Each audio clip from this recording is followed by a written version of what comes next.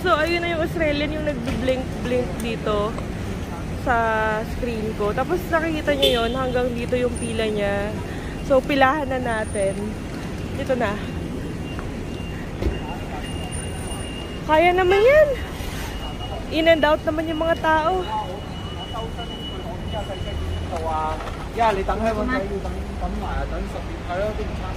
Oh my God.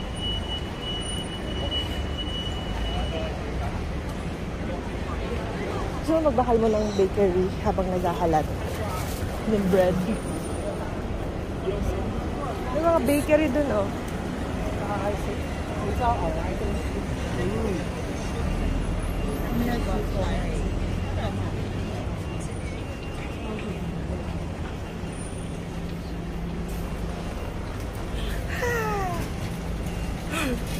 Last in line for now.